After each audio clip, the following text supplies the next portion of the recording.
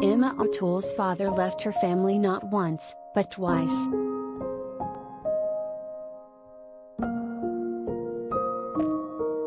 We reconciled and then, he dropped me for a girlfriend, O'Toole said.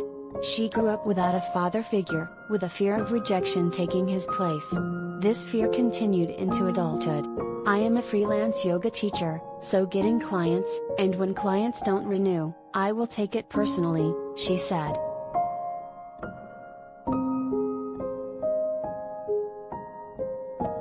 Thomas Slatin, a 42-year-old intersex woman, recalls her earliest memories of not fitting in. For the majority of my life, I have felt like an outsider, even when surrounded by friends or family members, she said.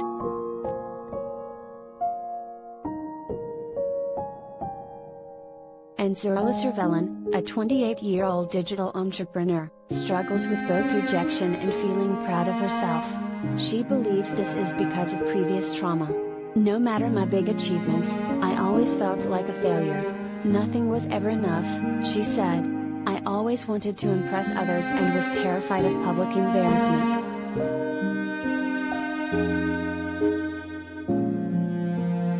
All three women are explaining their experiences with rejection-sensitive dysphoria, a term you may have heard on TikTok.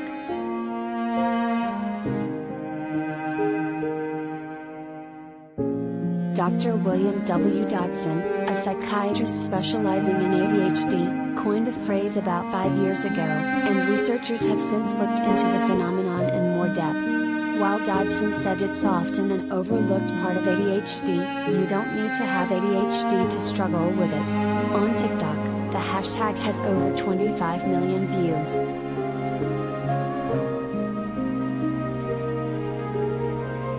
But is RSD a real diagnosis? What does it entail? Here's some information about what it is and how you can cope with similar feelings.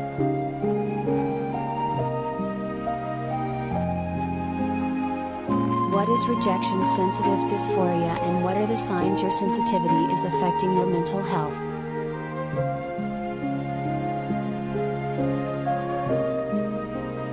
First, it's important to note that RSD isn't a mental illness or diagnosis.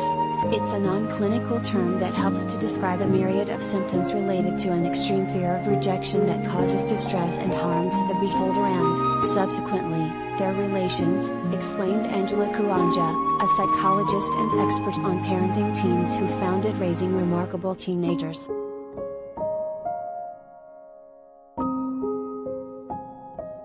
Signs of RSD include a tendency to get easily embarrassed, overworking yourself to please others, pulling out of a task to avoid embarrassment, having an emotional outburst when you feel rejected, experiencing anxiety around family, having low self-esteem, and feeling like a failure even after setting lofty standards, Karanja said.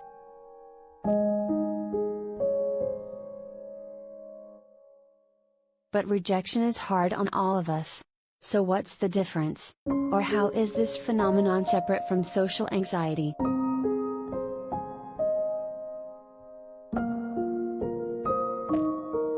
Most people do not like feeling disliked or rejected. However, people with RSD have a much harder time bouncing back from rejection and have overwhelming emotional reactions as a result, explained Rachel Cavallaro, a licensed psychologist with ThriveWorks in Boston who specializes in mood disorders, trauma, depression and anxiety.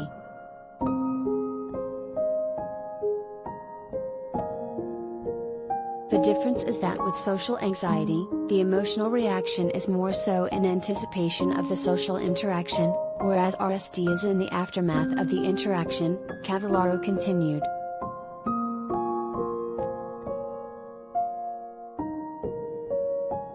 Karanja said social anxiety disorder is an actual diagnosis, and RSD isn't. However, both can be maladaptive when they hinder your life and self-development.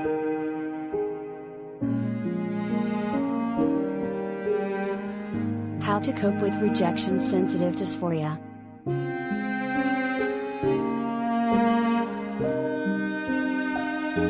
If you think you're experiencing RSD, Karanja first recommended seeing a psychologist. Professionals can determine if you have a co-occurring, diagnosable condition and help you work through the effects of the phenomenon.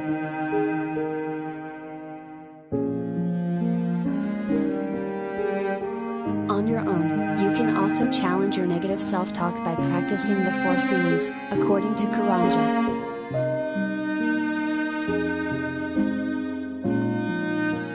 Cavallaro recommended trying an emotion regulation technique to help you manage negative emotions and increase positive experiences.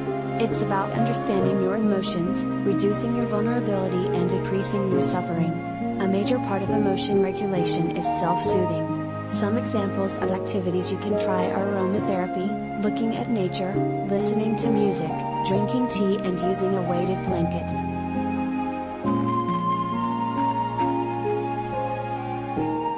Cavallaro also suggested mindfulness.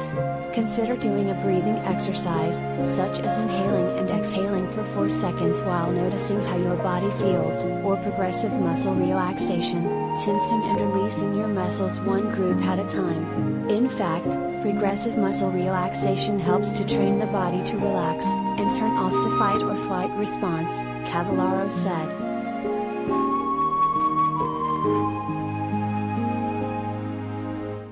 A cognitive behavioral therapy skill, like reappraisal, can help, too. Replace a negative thought such as "my supervisor doesn't like me" to something more accurate after evaluating the facts of the situation, such as "I'm a good worker and I haven't had any negative performance reviews. If my supervisor is upset, it's likely due to something else and not anything I did," Cavallaro said.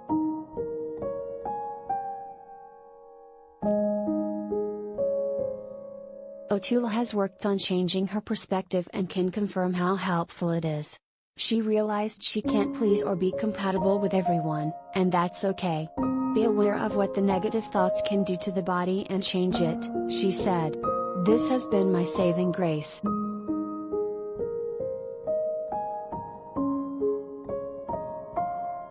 Slatin reaches out to loved ones for support. I have one really close friend who I can call or text literally anytime, named Chris, Slatin said. My wife, Amelia, is my main source of support, and her unconditional love has a way of grounding me and helping me focus.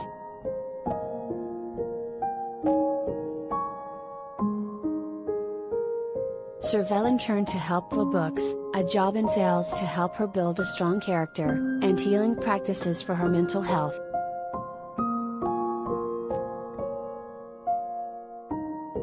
At first, it was extremely hard to be rejected every day by people, but slowly, I started building confidence to the point of becoming the #1 salesperson in the company I worked for, Cervellin said.